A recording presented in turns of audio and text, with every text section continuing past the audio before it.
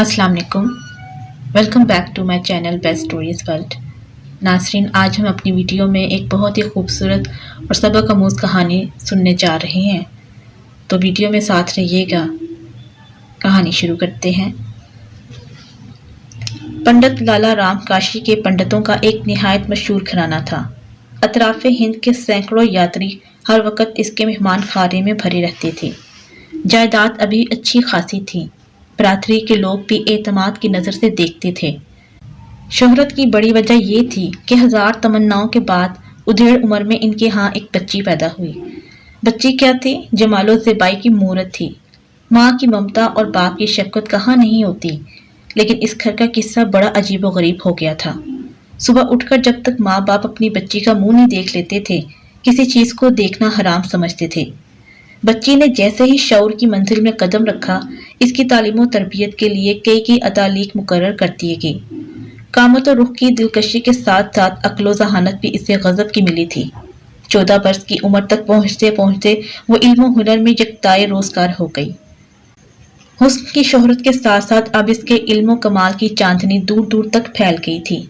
सुबह के तड़के जब वो गंगा स्नान करने के लिए निकलती तो राह गुजर में सैकड़ों परवाने अपनी आंखें बिछाए खड़े रहते थे। हया और पारसाई की वो एक मुजस्मा थी। घर से निकलते वक्त पलकों की जो चिलमन गिरती थी तो वो घर ही वापस आकर ऊपर उठती थी। घाट या रास्ते पर कभी नजर उठाकर इसने किसी को नहीं देखा था। साल में एक बार वो मंदिर में पूजा करने के लिए जाती थी। यही वजह थी कि पूजा के मौके पर वहां तिल रखने की जगह नहीं रहती थी। मिथिला, अयोध्या और हिंदू धर्म के तमाम बड़े बड़े शहरों से पैगाम शादी का तांता बंधा रहता था, लेकिन माँ नहीं चाहती थी कि इसकी लाडली बेटी एक लम्हे के लिए भी इसकी पलकों की छांव से ओझल हो। वो कोई ऐसा बर तलाश करती थी जो सारी खूबियों से आरास्ता होने के साथ साथ घर दामाद बनने के लिए भी तैयार हो। इसलिए जितने भी रिश्ते आते थे उन्हें मुस्तरद कर दिया जाता था। माँ बाप प्यार से अपनी बेटी को शकुंतला कहते थे। बड़े होने पर यही नाम सबकी जुबान पर जारी हो गया।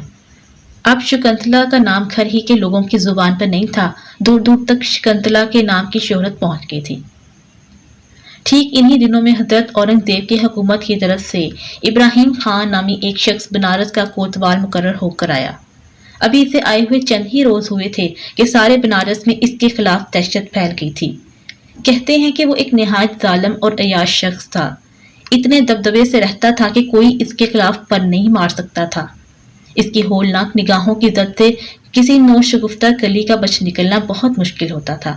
इसके जासूस गली गली चलमनों के पीछे महकते हुई जुल्फों का सुराग लगाते फिरते। एक दिन जासूसों ने फातिहाना अंदाज में कोतवाल को ये इतला बहम पहुंचाई, हजूर नाहक परेशान है। अपने वक्त का सबसे चमकता हुआ हीरा तो इसी बनारस में मौजूद है। लोग कहते हैं कि पंडित लाला राम की बेटी शकुंतला इस कमल का फूल है जो सारी झील में एक ही खिलता है। सुबह से शाम तक न जाने कितने घायल इसकी गली का चक्कर काटते हैं और इस दीवार से अपनी आंखें सींग कर चले आते हैं। वो चलती है तो कदमों की आहट से क्यामत जाग उठती है। इसकी खुमार आलूद आंखों में जैसे मेखाना तैरता रहता है। इसकी रूह पहले बदन की रंगत इतनी निखरी हुई है जैसे किसी ने चांदनी का गाजा मल दिया हो। ये सुनकर कोतवाल के मुंह में पानी आ गया। हिर्सो हवस का शैतान इसकी आंखों में नाचने लगा। इसकी फितरत की दरिंदगी अब बरहना होती जा रही थी। एक बदमस्त शराबी की तरह बहकते हुए अंदाज में कहा, तुम इसके घर का सही सही पता मालूम करके आओ और ये भी खबर लेके आओ कि वो अपने घर से बाहर कब निकलती है। दूसरे दिन जासूसों ने सारी तफसीलात मालूम करके कोतवाल को ये इतला दी, काशी के फलां मोहल्ले में बिल्कुल लबे दरिया इसका घर है। बिल्कुल सुबह सवेरे वो गंगा स्नान करने के लिए अपने घर से बाहर निकलती है। रात और दिन में इसके घर से निकलने का बस यही वक्त है। आज कई दिन से पंडित लाला राम का चेहरा उतरा हुआ था। आंखों की नींद भी उड़ गई थी। खाना पीना भी छूट गया था। बीवी अलग परेशान थी। शकुंतला अलग मुतफक्कर थी। सही वजह किसी को ना बताते थे। बहुत पूछने पर बस यही कहकर खामोश हो जाते थे कि तबीयत अच्छी नहीं है। बीमारी की इलामत भी कहीं से जाहिर नहीं होती थी कि ये बहाना छुप सके। बिलाखिर एक दिन माँ बेटी दोनों बजिद हो गईं कि आप अपनी परेशानियों को सही सही वजह क्यों नहीं बताते। किसी ने आपको क्या कहा है? किस फिक्र में आप शब रोज गलता रहते हैं? बहुत देर तक तो पंडित ने जब्त करने की कोशिश की। जब गम का दबाव काबू से बाहर हो गया तो फूट फूट कर रोने लगा। ماں بیٹی بھی اپنے دیے ضبط نہ کر سکی، بے اختیار ان کی آنکھوں سے بھی آنسو جاری ہو گئے۔ بڑی مشکل سے پنڈت نے اپنے دل پر قابو حاصل کی اور طبیعت تھم جانے کے بعد اصل واقعہ بیان کرنا شروع کیا۔ یہاں کے کوتوال کے متعلق ہوس پرستی اور عیاش مزاجی کی جو داستانیں شہر میں مشہور ہیں وہ تم ہی جانتی ہو۔ اب بہو بیٹی کی آبرو اس کی حرص و آز کی درندگی سے محفوظ نہیں رہ گئی ہے۔ جب تک وہ عفت و عصمت کا کوئی تازہ خون نہیں کر لیتا، اس کی رات چین سے نہیں کٹتی۔ آج تک ہمارے بنارس میں ایسا کوئی بد نیت اور بدمست فرمانروا نہیں آیا۔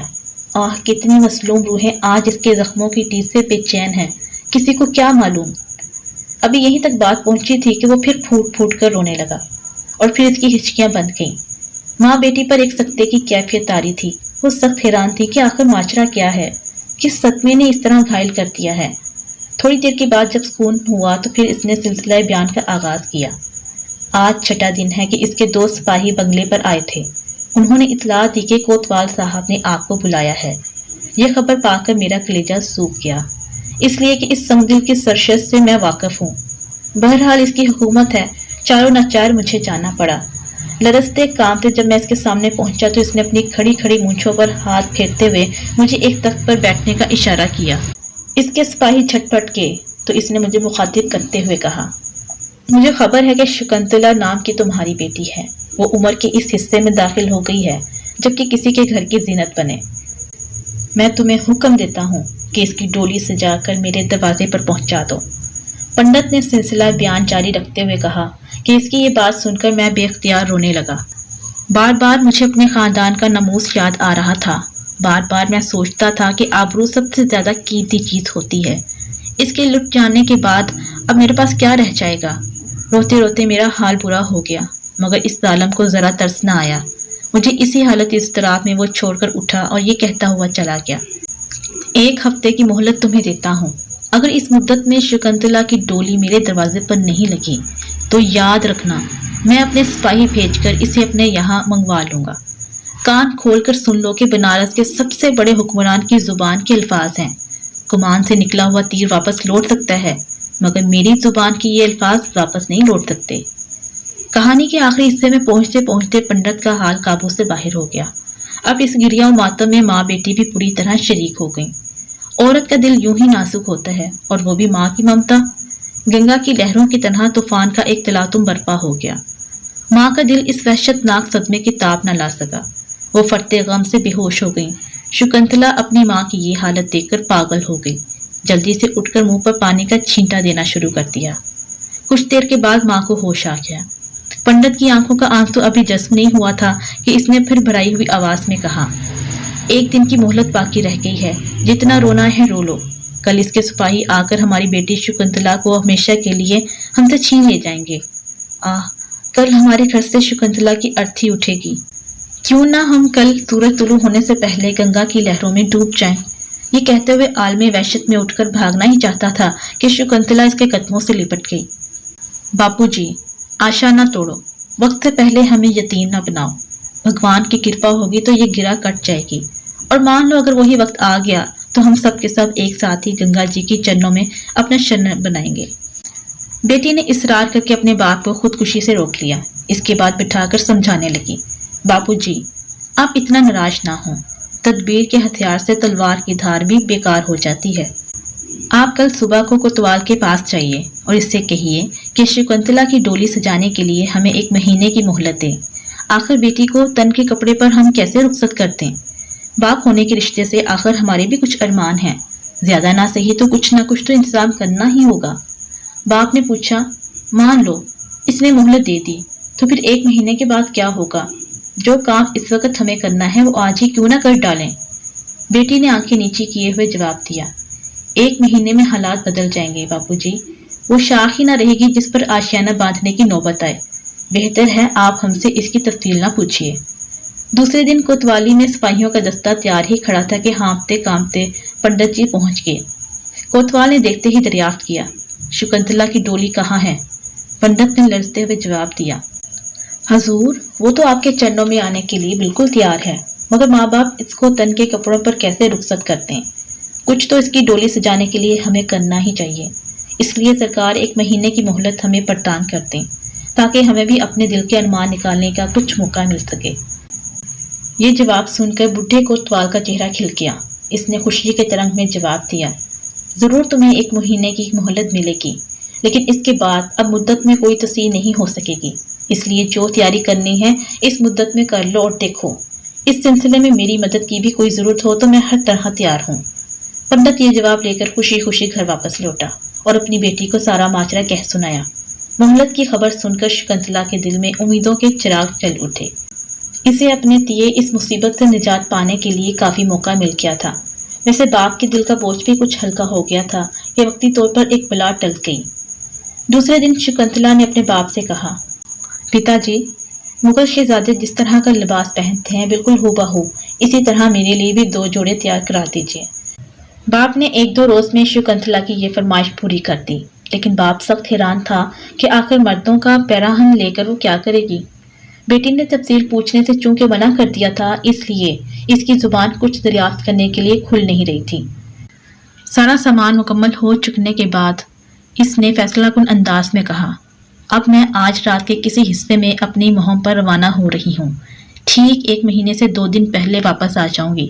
اس درمیان میں آپ لوگ کسی قسم کی چنتا نہ کریں گے، میں جہاں بھی رہوں گی محفوظ رہوں گی، میری گمشدگی کا یہ راز بھی کسی پر ظاہر نہ ہونے دیا جائے، مجھے پورا وشواس ہے کہ میرا یہ سفر ضائع نہیں ہوگا۔ اتنا کہہ کر اس نے اپنے ماں باپ کے پاؤں چھوئے اور اپنی خوابگاہ میں چلی گئی۔ رات کے پچھلے پہر اس نے چوپال سے اپنا سدھایا ہوا تیز رفتار گھوڑا کھولا، سفر کے لباس ماں سے اسے آراستہ کیا اور اس پر بیٹھ کر ایک طرف روانہ ہو گئی۔ آج جمعے کا دن تھا۔ بھارت کی راجدھانی دلی میں عید کی طرح سے چہل پہل مچی ہوئی تھی۔ گلی گلی سے علماء مشائخ کی پالکیوں کے جلوس جامع مسجد کی طرف روانہ ہو رہے تھے۔ علم و تقدس اور طہارت و عرفان کے نورانی چہرے ستاروں کی طرح جامع مسجد کے فرش پر بکھر گئے تھے۔ لال قلعے کے کنگورے سے پہلی توپ سر ہوتے ہی زرینش پوشاک میں نقیبوں کے دستے باہر نکل آئے۔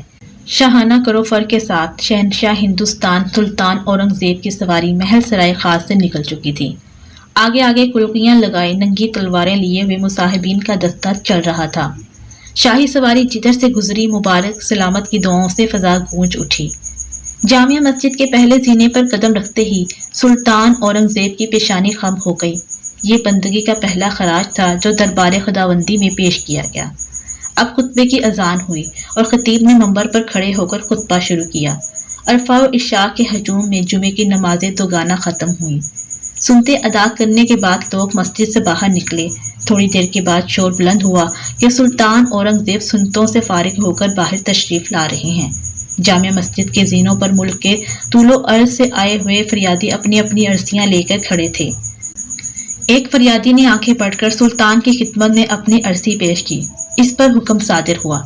عرضی نفیس نے قلم بند کر لیا، پھر آگے بڑھے، پھر عرضی پیش ہوئی، حکم صادر ہوا اور قلم بند کر لیا گیا۔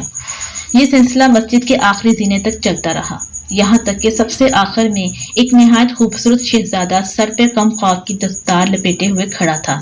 جیسے ہی سلطان اس کے قریب پہنچے وہ اپنی عرضی لیے آگے بڑھا۔ سلطان نے جو ہی اس کی طرف نگاہ اٹھائی بارے حیا سے اس کی پلکیں جھک گئیں۔ ایک روشن ضمیر بادشاہ کو حقیقت تک پہنچنے میں ایک لمحے کی تاخیر نہیں ہوئی۔ نقیب کو حکم دیا، اس نوجوان کو دیوان خاص میں میرے سامنے پیش کیا جائے۔ شہنشاہ کی سواری آگے بڑھی اور نقیبوں کے ہمراہ وہ نوجوان قلعہ معلیٰ کی طرف چل پڑا۔ غازی محی الدین اورنگزیب عالمگیر جیسے ہی اپنے دیوان خاص میں تخت شاہی پر فروکش ہوئے، نقیب نے اس نوجوان کو فوراً پیش کیا۔ سلطان نے اپنی نظر نیچی کرتے ہوئے حکم صادر فرمایا، دربار فوراً خالی کر دیا جائے۔ جب سارا دربار خالی ہو گیا تو سلطان نے اپنی شاہی دوشالہ نوجوان کی طرف بڑھاتے ہوئے کہا، بیٹی لو، دستار اتار کر یہ چادر اوڑھ لو۔ ایک عورت کو اجنبی مردوں کے سامنے بے نقاب نہیں رہنا چاہیے۔ یہ الفاظ سن کر نوجوان پر سکتے کی حالت طاری ہو گئی۔ پھر سلطان نے کہا، اپنی نسوانیت کا راز مت چھپاؤ، میں تمہاری فریاد ہی سننے کے لیے یہاں بیٹھا ہوں۔ بات اب سب سے باہر ہو گئی تھی۔ وہ پھوٹ پھوٹ کر رونے لگی۔ سر اور چہرے کو چادر سے چھپاتے ہوئے بڑی مشکل سے یہ الفاظ اس کے منہ سے نکلے، دیالو مہاراج، میں اس وقت خوشی سے پھولے نہیں سما رہی ہوں کہ اس وقت جہاں پناہ نے مجھے بیٹی کہہ کر مخاطب کیا ہے، لیکن شاید آپ کو معلوم نہیں کہ میں ایک برہمن ذات کی لڑکی ہوں۔ سلطان نے جواب دیا، جب تو اور بھی تمہاری دلجوئی میرے لیے ضروری ہوگی تاکہ یہ بھید تم پر کھل جائے کہ اسلام اپنے فرما رواؤں کو کتنا فراخ دل بنا دیتا ہے اور جن قوموں کا وہ ذمہ لے لیتے ہیں ان کے ساتھ ان کا سلوک کتنا حیرت انگیز اور روح پرور ہوتا ہے۔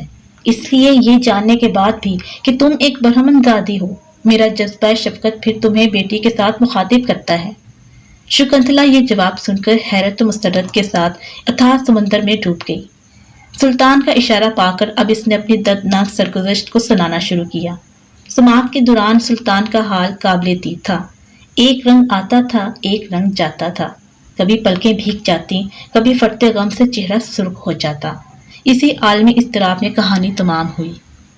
جب وہ اپنا بیان ختم کر چکی تو سلطان نے اپنا حکم سنایا، 1 مہینے کی مہلت میں اب چند ہی دن باقی رہ گئے ہیں، تم فوراً اپنے مستقر پر واپس لوٹ جاؤ اور اپنے والدین سے کہہ دو کہ وہ فوراً تمہارے ڈولے کا انتظام کریں۔ یہ حکم سن کر شکنتلا کے سارے ارمانوں کا خون ہو گیا۔ اس کے پاؤں کے نیچے سے زمین نکل گئی۔ وہ چادر کے ایک کونے میں اپنی آنکھوں کا آنسو جذب کرتے ہوئے الٹے پاؤں واپس ہو گئی۔ نقیبوں کا ہجوم دیوان خاص کے باہر کھڑا تھا۔ ہاتھوں ہاتھ اسے قلعہ مولا تک پہنچا دیا گیا۔ سیدھے وہ سرائے پہنچی، اپنا گھوڑا لیا اور بنارس کی طرف روانہ ہو گئی۔ راستے بھر ناکامی کی چوٹ اس سے ستاتی رہی۔ بار بار وہ یہی سوچتی تھی کہ بادشاہ نے اس کے ساتھ انصاف نہیں کیا۔ پھر کبھی خیال آتا کہ بادشاہ کے منہ سے بیٹی کا خطاب معمولی چیز نہیں ہے، وہ ضرور اس کا حق ادا کرے گا۔ ماں باپ نہایت بے تابی کے ساتھ اس کا انتظار کر رہے تھے۔ جیسے ہی اس کے گھوڑے کی ٹاپ کی آواز کانوں میں آئی، ماں خوشی سے چیخ اٹھی، شکنتلا آ گئی۔ بیٹی کو بخیر و عافیت دیکھ کر ماں باپ کی خوشی کی کوئی انتہا نہیں تھی۔ انہیں یقین تھا کہ شکنتلا کا یہ گمنام سفر کچھ نہ کچھ ضرور رنگ لائے گا۔ رات کے وقت ماں نے شکنتلا کے سر پر ہاتھ پھیرتے ہوئے دریافت کیا، بیٹی تو اتنے دن کہاں تھی؟ اب تو بتا دے کہ مہم سر انجام دے کر لوٹی ہے۔ مدت مقررہ میں اب 2 ہی روز کا وقفہ رہ گیا ہے، معلوم نہیں ہم لوگوں کا کیا انجام ہوگا۔ ماں کی آواز میں اتنی دردناک مایوسی تھی کہ شکنتلا کا دل بھر آیا، ناکامی کی چوٹ ابھر آئی، بے اختیار رونے لگی۔ ماں نے پڑتے محبت میں بیٹی کو سینے سے لگا لیا۔ تھوڑی دیر بعد شکنتلا نے اٹھنڈی آہ بھرتے ہوئے کہا، میں دلی گئی تھی، شہنشاہ کے حضور میں اپنی فریاد پیش کی، لیکن افسوس کہ وہاں بھی میری فریاد رائگاں گئی۔ انہوں نے حکم دیا ہے کہ ڈولا سجا کر کوتوال کے دروازے تک پہنچا دیا جائے۔ میں اس حکم کی تعمیل ضرور کروں گی، چاہے میری جان چلی جائے، کیونکہ شہنشاہ نے مجھے بیٹی کہا ہے۔ ایک برہمن دادی اپنے باپوں کا حکم نہیں ٹال سکتی۔ شکنتلا کی بات ابھی ختم بھی نہیں ہو پائی تھی کہ پھر گھر میں کہرام مچ گیا۔ ماں باپ نے لاکھ سمجھایا مگر وہ اپنی ضد پر اڑی رہی۔ تیسرے دن سپاہیوں کی حفاظت میں شکنتلا کا ڈولا تیار کیا گیا۔ دن دہاڑے غشی پر غشی آنے لگی تھی۔ سارے محلے پر کوتوال کے مظالم کی ایک بھیانک دہشت طاری تھی۔ بوڑھا کوتوال آج خوشی سے پھولے نہیں سما رہا تھا۔ ایک ملکہ حسن آج اس کے گھر دلہن بن کر آ رہی تھی۔ بالوں میں خضاب، آنکھوں میں سرما لگائی، سر سے پاؤں تک چھبیلا بنا ہوا تھا، جیسے بڑھاپے میں عہدے شباب پلٹ کر آ گیا ہو۔ اب شکنتلا کا ڈولا کوتوالی کے قریب پہنچ رہا تھا۔ ایک سپاہی نے دوڑ کر کوتوال کو اطلاع دی، سرکار، ڈولا اب بہت قریب آ گیا ہے، بس چند قدم کے فاصلے پر ہے۔ کوتوال نے اپنی کھڑی مونچھوں پر ہاتھ پھیرتے ہوئے کہا، ڈولا اس وقت تک دروازے پر نہ لگایا جائے جب تک کہ میں اپنے ہاتھوں سے خیرات نہ تقسیم کر لوں۔ اب ڈولا دروازے کے قریب پہنچ چکا تھا۔ کوتوال باہر نکلا اور اپنے دونوں ہاتھوں سے بے دریغ پیسے لٹانے لگا۔ بنارس کے بکاریوں میں ایک لوٹ مچ گئی۔ مبارک سلامت کے شور میں کوتوال کا حاکمانہ غرور انگڑائی لے کر جاگ اٹھا۔ جیسے ہی وہ پیسے لٹا کر ڈولے کی طرف بڑھنا چاہتا تھا کہ ایک بڈھے فقیر نے اس کے سامنے ہاتھ پھیلاتے ہوئے کہا، سرکار کا اقبال سلامت، مجھے بھی کچھ بخشش ملے۔ کوتوال نے تیور بدل کر جواب دیا، زمین پر یہ گرے ہوئے پیسے تجھے نظر نہیں آتے؟ اٹھا لے۔ بوڑھے نے پھر خوشامد کرتے ہوئے اصرار کیا، نہیں سرکار، زمین کے گرے ہوئے پیسے میں نہیں لوں گا، میں تو یہ ارمان لے کر آیا ہوں کہ سرکار ہی کے مبارک ہاتھوں سے کچھ خیرات لوں گا۔ بوڑھے کے پیمو اصرار سے مجبور ہو کر کوتوال نے جھنجھلاتے ہوئے کہا، اچھا بے، نہیں مانتا ہے تو لے۔ یہ کہتے ہوئے جوں ہی اس نے پیسے دینے کے لیے ہاتھ بڑھائے، بڈھے فقیر نے اپنا میلا کچیلا لباس اتار کر پھینک دیا۔ اب جو نظر اٹھی تو سامنے شہنشاہ اورنگزیب کھڑے تھے۔ کوتوال خوف سے کانپنے لگا۔ دہشت کے مارے سارے جسم کا خون سوکھ گیا، چہرے پر سیاہی چھا گئی۔ بت کی طرح بے حس و حرکت کھڑا تھا کہ غصے سے کانپتے ہوئے شہنشاہ نے کہا، क्यों बे? इसी करतूत के लिए तुझे बनारस भेजा गया था। दिन दिहाड़े मेरी राया का खून करते हुए तुझे जरा शर्म नहीं आई? एक होलनाक कहरो जुल्म का ये तमाशा रचाते हुए तुझे इसका भी ख्याल नहीं आया कि हक के मुकाबले में औरंगजेब की तलवार अपने और बेगाने का कोई इम्तियाज रवा नहीं रखती? क्या तुझे ये भी मालूम ना था कि ये सारा हिंदुस्तान इस्लाम की पनाह में है? यहाँ के अक़वाम की इज्जत व आबरू और जानो माल का तहफ़्फ़ुज़ एक मुसलमान का सबसे मुक़द्दस फरीदा है। फटते गज़ब से शहंशाह औरंगजेब आलमगीर का चेहरा सुर्ख हो गया। आंखों से चिंगारी फूट रही थी और कोतवाल का खून सूखता जा रहा था। इसी दरमियान में दिल्ली से चला हुआ फौजी दस्ता भी आ मौजूद हुआ। कोतवाल की तरफ इशारा करके शहंशाह ने सिपा सलार को हुक्म दिया, इस सियाहकार को फौरन कैफर करदार तक पहुंचाओ ताकि दूसरों के लिए इसका अंजाम तमाशाए इबरत हो। इसके दोनों पांव अलग अलग दो खूनख्वार हाथियों की टांगों से बांध दिए जाएं और पूरी कुव्वत के साथ हाथियों को मुख्तलिफ सिमत दौड़ाया जाए, यहाँ तक कि जमीन पर इस बदबख्त के रेजे रेजे बिखर जाएं। शहंशाह के हुक्म की तामील के लिए फौजी दस्ता फौरन हरकत में आया। शहंशाह की दानिशमंदी, राया नवाजी और बेला कुव्वत फैसला पर हर शख्स मबहूत होकर रह गया था। शकुंतला का डोला फतह की मुसरतों में डोलता हुआ अपने घर की तरफ जा रहा था। बिजली की तरह शहंशाह औरंगजेब के फैसले की खबर सारे शहर में फैल गई। वाक़े की इत्तला पाते ही शकुंतला के माँ बाप खुशी से पागल हो गए। शकुंतला अपने घर जैसे ही पहुंची, शहंशाह अपनी बेटी के घर तशरीफ लाए और फरमाया, प्यास की शिद्दत से बेताब हूँ, सबसे पहले मुझे पानी पिलाया जाए। मैं इस दिन से प्यासा हूँ जिस दिन शकुंतला ने मेरे हजूर अपनी फरियाद पेश की थी। इसी दिन मैंने अपने खुदा से अहद कर लिया था कि जब तक मैं एक मजलूम बरहमन को इसका इंसाफ नहीं दे लूंगा, अपने हलक के नीचे पानी का एक कतरा नहीं उतारूंगा। शकुंतला ने दो शाले से अपना मुंह छुपाते हुए कहा, भारत के स्वामी, मुझे पूरा विश्वास था कि जिसे आपने अपनी बेटी कहा है, इसकी लज्जा बचाने जरूर आओगे। अपनी महबूब राया के साथ ये अन्याय तुमसे हरगिज देखा न जाएगा।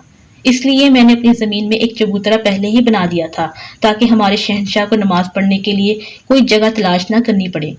इसी चबूतरे पर पानी और भोजन का भी इंतजाम है। हजरत औरंगजेब ने पहले वजू करके शुक्राने की 2 रकत नमाज अदा की। इसके बाद कुछ खाना तनावल फरमाया और पानी के चंद घूंट पीकर जो ही वापस होना चाहते थे कि पंडित लाला राम हाथ जोड़कर खड़े हो गए। जहां पना, जिस भूमि को आपने अपने सज्जों से पोतर बना दिया है, अब हम इसे किसी और दूसरे काम में इस्तेमाल नहीं कर सकते। इसलिए हम अपने दिल की अथाह गहराई से इस जमीन को मस्जिद के लिए वक्फ करते हैं। शहंशाह ने इसकी इस ऐलान का शुक्रिया अदा करते हुए एक तांबे के पुत्र पर यह तहरीर लिखकर दे दी कि इस मस्जिद के मतवली हमेशा इसी खानदान के लोग रहेंगे। चनाचा वो मस्जिद आज भी गंगा के किनारे खड़ी है और इसका नाम धरेरा की मस्जिद है। सैयद अल उलमा हज़रत मौलाना सैयद शाह आले मुस्तफ़ा साहब कादरी दामत बरकातहम ने तांबे के पुत्र पर हज़रत औरंगजेब का वो तारीखी दस्तावेज बचशम खुद मुलाहजा फरमाया है। आज भी इसी खानदान का शख्स इस मस्जिद का मुतवली है। नाज़रीन, आपको हमारी वीडियो कैसी लगी हमें कमेंट करके बताइएगा। वीडियो अच्छी लगी है तो लाइक कीजिए और शेयर कीजिए। Thanks for watching. अल्लाह हाफ़िज़।